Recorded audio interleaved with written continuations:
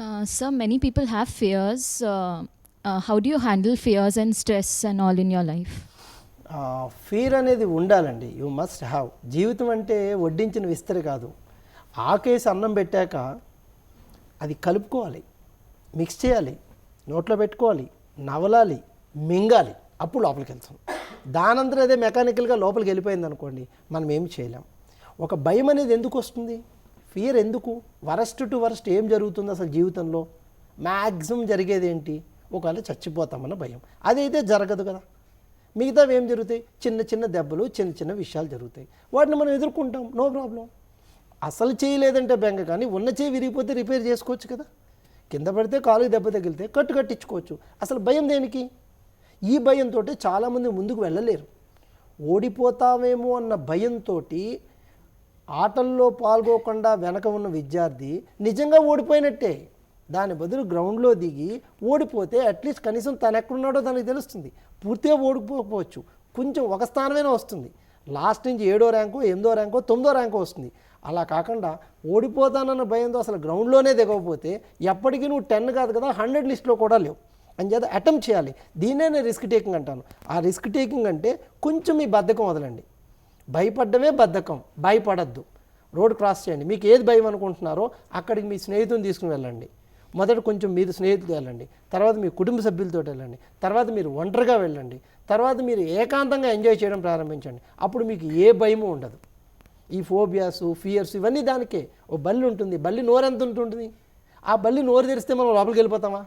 బొద్దింగ్ ఎంత ఉంటుంది? దాని నోరు ఎంత ఉంటుంది? మనం ఎంత ఉంటాము? మనం ఎందుకు భయపడాలి? వరస్ట్ టు వరస్ట్ ఏం చేస్తుంది? కరుస్తుంది.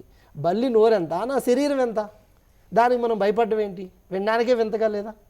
కొంచెం ఆలోచించండి. చదువుకున్న వాళ్ళకి ఆలోచించినట్లయితే ఈ భయాలన్నీ మనం వదిలేసుకోవచ్చు. రైట్, నెక్స్ట్ మీ డౌట్ అడిగి. సార్, ఇందాక మీరు చెప్పినట్టు పేరెంట్స్ హెల్ప్ తీసుకోవాలి రిస్క్ కావాలంటే, అది ఎంత మటుకి హెల్ప్ తీసుకోవాలి?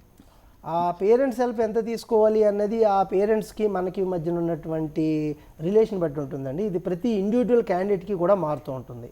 ఒక స్థాయి వరకు మనకు పేరెంట్స్ సపోర్ట్స్ కావాలి. ఆ పేరెంట్స్ సపోర్ట్స్ ఒక స్థాయి వరకు మనం తీసుకున్న తర్వాత మనం పేరెంట్స్కి సపోర్ట్గా మారాలి. Same in the life also. మనం పైకి రావడానికి సంఘం సహాయం కావాలి, మనం పైకి వచ్చాక ఈ సంఘానికి మనం కావాలి. అలా కాకపోతే మన దగ్గర ఉన్నవన్నీ మనతోటి ఉండిపోతాయి.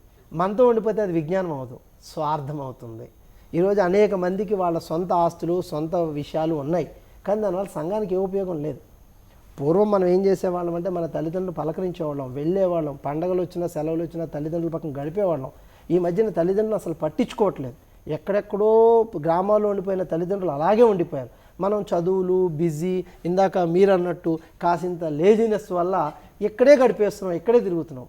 ఆస్ట్రేలియా ట్రిప్కి 7 రోజులు వెళ్ళగలిగిన మనం 3 రోజులు సెలవు పెట్టి మన సొంత ఊరికి వెళ్తున్నామా? అమ్మా నాన్న పక్కన మనం గడపగలుగుతున్నామా? ఏ రోజైనా నాన్న దగ్గర తీసుకుని నాన్న నీకు నేను ఏం చేయను అని అడిగామా? అమ్మ పక్కన కూర్చొని మనం మాట్లాడామా? అలా కానప్పుడు మనకు ఎంత విజ్ఞానం ఉంటే ఏంటి? మళ్ళీ మన పిల్లల దగ్గరికి మనం పాస్ అని కూడా చేయలేం. సో ఒకసారి ఆలోచించండి. మనం మనకు జన్మనిచ్చిన తల్లిదండ్రులతో పాటు సహాయం తీసుకోవడం అనే ప్రక్రియ ఎంత సహాయపడగలం కూడా మనం ఆలోచించాలి. ఎప్పుడైతే మీరు రెసిప్రొకేషన్ చేయగలిగారో, పంచగలిగారో, అది పెరుగుతుంది. మీరు మీ తల్లిదండ్రులతో మాట్లాడే విధానమే మీ బిడ్డలు మీతో మాట్లాడే విధానానికి పునాది అవుతుంది. రైట్, చివరిగా రిస్క్ టేకింగ్ గురించి సక్సెస్ మంత్ర వ్యూవర్స్కి మీరు ఏం చెప్తారు? డెఫినెట్లీ లైఫ్లో పైకి రావాలంటే కొంచెం రిస్క్ తీసుకోండి. క్యాలిక్యులేటెడ్ రిస్క్ కావాలి. ఆ క్యాలిక్యులేటెడ్ రిస్క్లో మీకున్న స్థాయి, స్తోమతలు, ఆర్థికతలు, సమయాన్ని బట్టి ఏం అవ్వాలనుకుంటున్నారో దానికి నేను ఏం చేయాలి అని చూడండి.